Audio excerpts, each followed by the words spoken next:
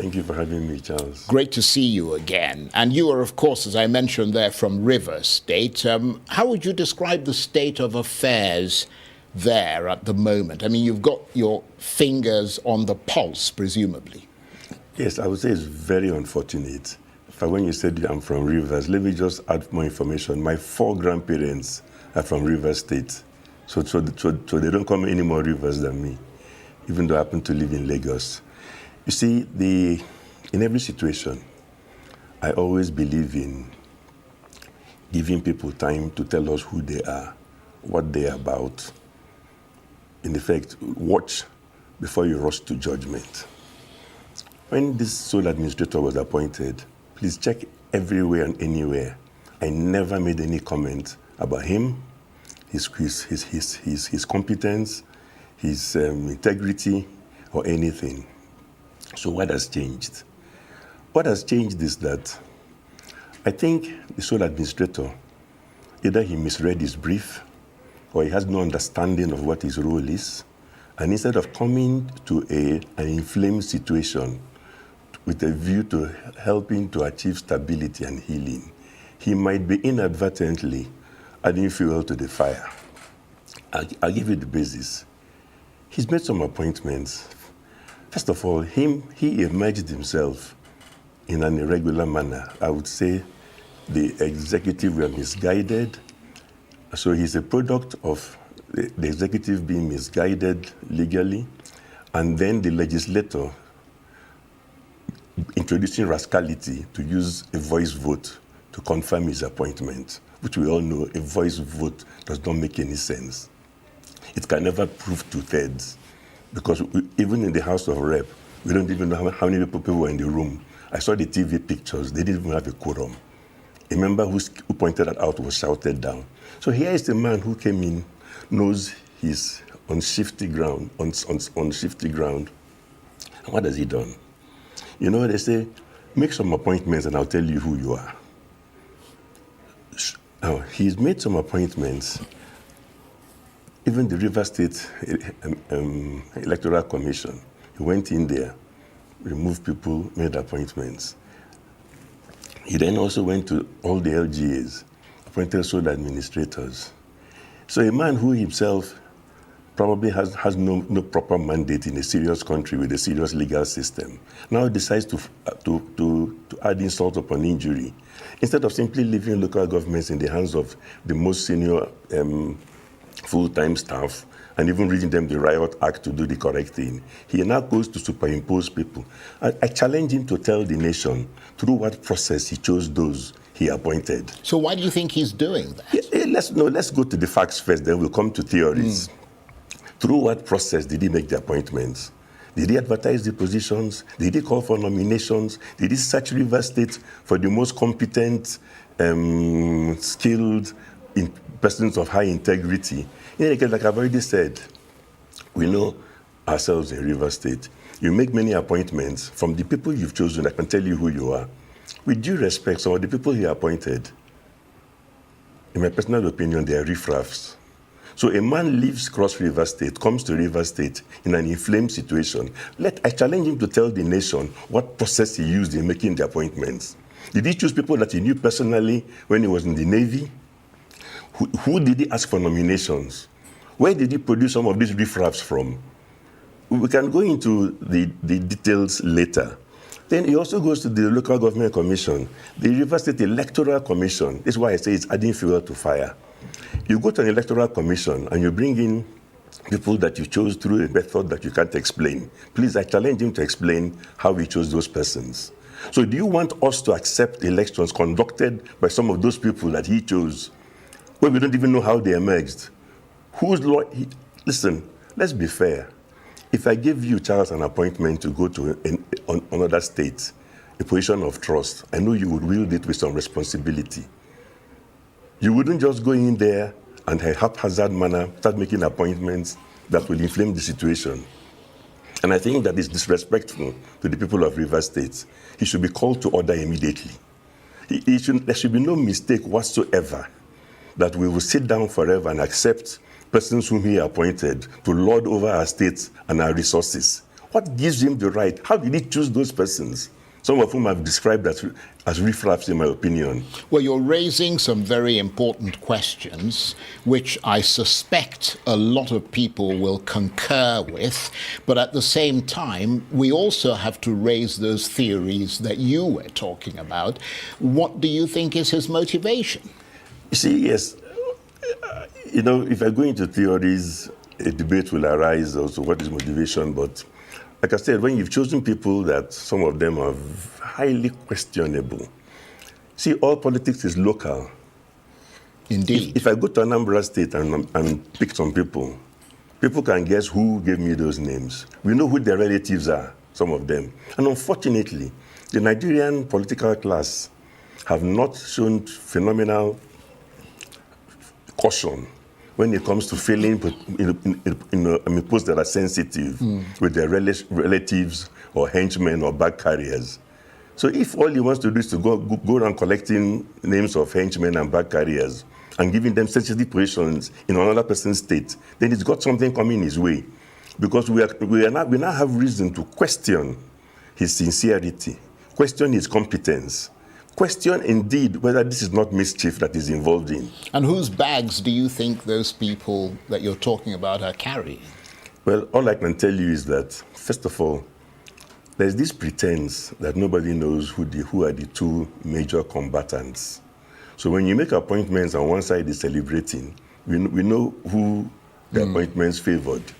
And I think there too, let me bring it nearer home to the president. We are tired of the president making speeches.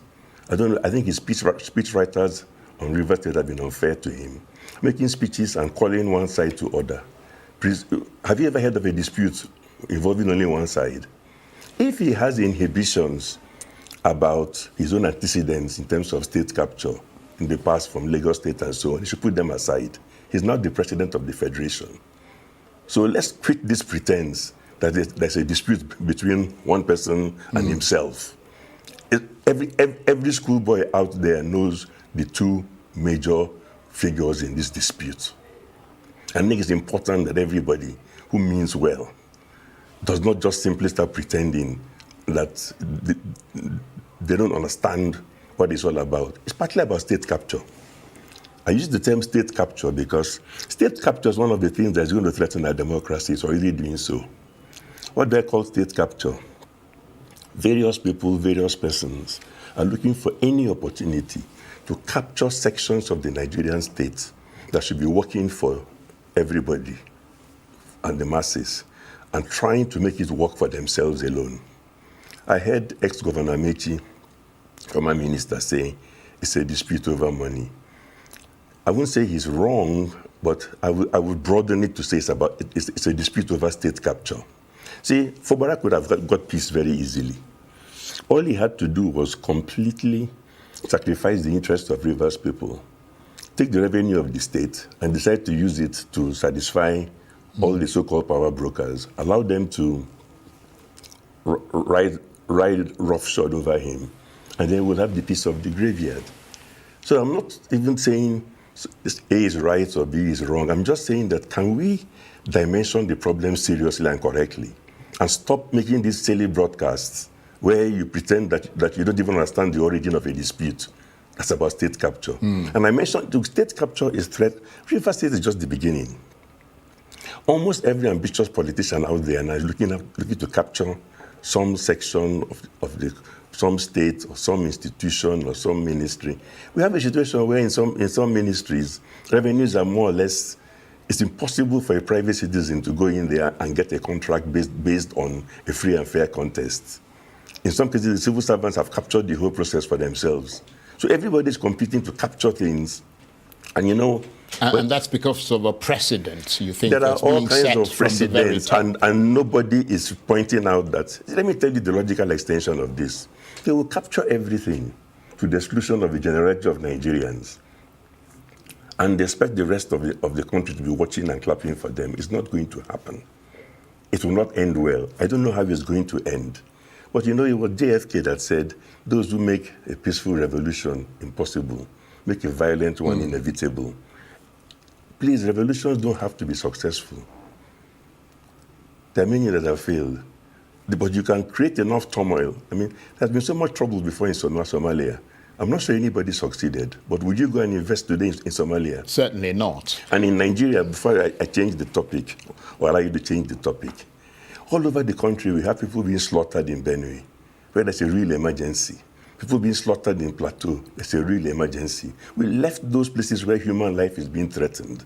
And then we are pretending that Rivers State, which is the struggle over money by people of dubious inclinations, or a struggle over state capture is the top priority, where we need to bring in an administrator with a military background. And my last comment on that, what is the logic of bringing somebody with a military background? Are you telling young soldiers today and the young military today that when politicians get it wrong, the solution is military? What are we copying?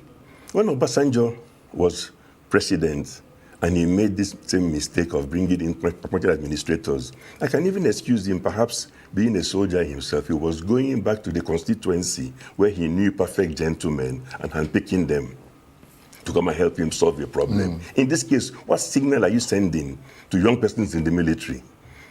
Should they be aspiring that one day they too they'll be appointed administrators and they will go somewhere and be appointing strange bedfellows that they barely know through no process?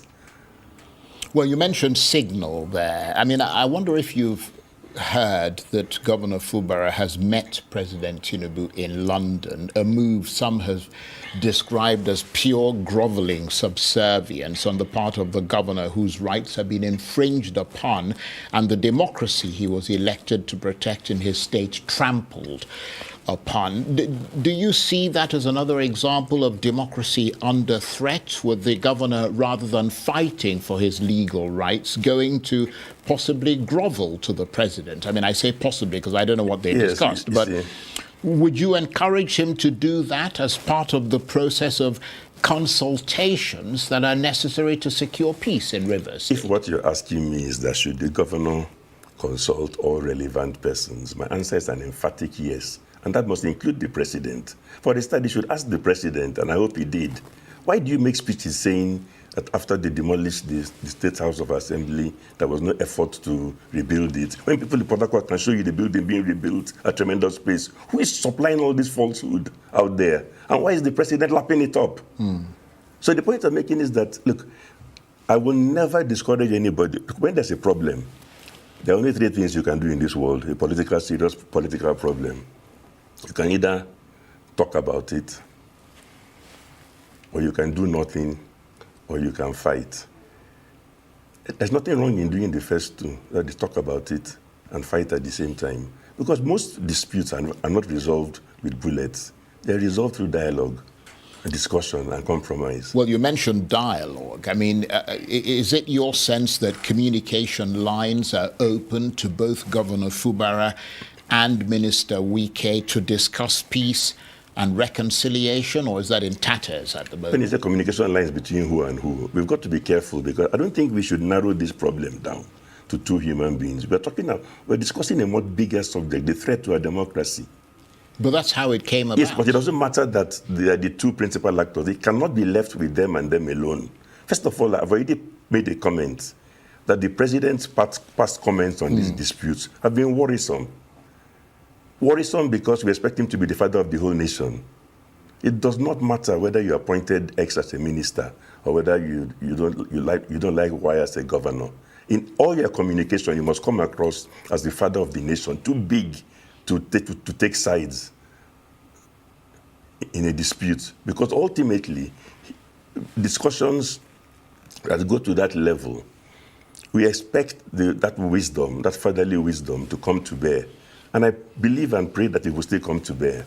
Because what we are doing also is that, people keep saying things like, oh, democracy, they're not getting the dividends. If all that people are doing is playing all kinds of games to capture electoral commissions, appoint dubious persons, to conduct shoddy elections, pronounce themselves winners by stopping counting and manipulating the results and telling you to go to court. If that's all we're going to be doing, that's not democracy. And it means some people just captured power. Isn't that what the military do? Some people just wake up and capture power. What is the difference between the two? If you're not careful, people, it could be Rivers today, somewhere else tomorrow. They might take the view that, in the absence of any participation by them in who rules them or who determines their future, you can provoke anarchy. And please, first of all, let me put it on record. I don't buy this nonsense about the emergency was declared because somebody tried to attack oil, pipelines and so on. Let me tell you a thing or two about oil pipelines. I've known them from when I was 10 years old. If anybody seriously wanted to blow up oil pipelines, they would blow them up. In fact, this particular one they quoted was suspicious. You know why? Go and figure out how much disruption there was to the pipeline. It's almost as if somebody deliberately just fired, probably knockout or on balloons or did something very minor, so it can be an excuse to trigger something else. Right. Nobody's fooled by that. Let me ask you this, because, we're running out of time and we have to sort of gallop ahead. How much is Rivers State bleeding as a result of the state of emergency? Because, we're seeing protests both in support of it and against it. And we are on the outside, you're on the inside. The state is bleeding because if you were an investor, in the best of times, you want a conducive environment. You want certainty. Why would you leap into an environment where there's total uncertainty, indeed potential anarchy, with an administrator making crazy appointments left, right, and center into sensitive and delicate positions? Does that inspire confidence in anybody? Now, I don't mind whether it's a mistake, whether it's incompetence, whether it is mischief, whether it is lack of knowledge. Those appointments cannot endure. They should not endure, and we must not allow them to endure.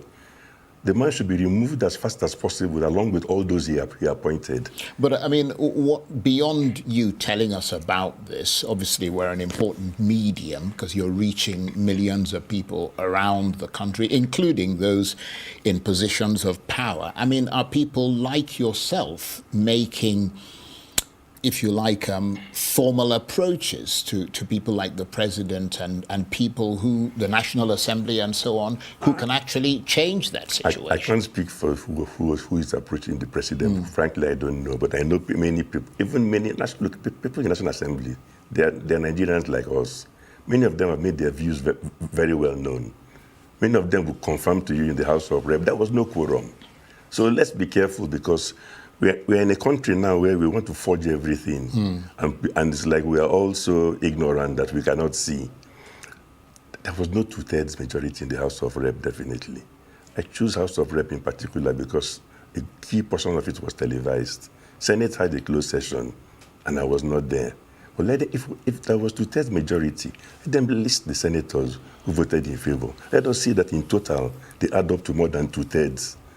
But even then, beyond that, I think what I'm saying is that the politicians are in charge of, as a group, are in charge of their own destiny. They can send the signal that they cannot manage this situation and they need military help. Let them send that signal. Sometimes in life, the signals you send are important. I would have thought that the last message that elected politicians would want to send was that they're incapable of managing situations, relying on democratic and civilian solutions. Meanwhile, where there's a military emergency, I've given you Benue, I've given you Plateau. I've not even seen the president visit those places. I don't think those places are even getting enough attention. So what is the difference about Rivers State? Is it the revenue? Because Rivers State, I know, is the second highest in terms of the revenue which a state generates. Is it that the attraction is the revenue? That's why I said a state captured the issue. So which means that a state that has no revenue, even if they kill themselves, is okay. Well, we don't know, but the facts are that Rivers State is a key swing state. in terms of the size of its voting power, and elections are approaching. We don't know if there's any connection, but there are reports, and I wonder if you can react to this before we come to the end of this chat. There are reports that Governor Fubara is poised to cross over to the APC, with many saying that he now has to go to the altar of the president and the APC if he wants to survive politically in Nigeria. You know, Charles, I don't comment about things that What's I don't your even know. reaction For to all I know, that? it could be complete conjecture. People float all kinds of stories.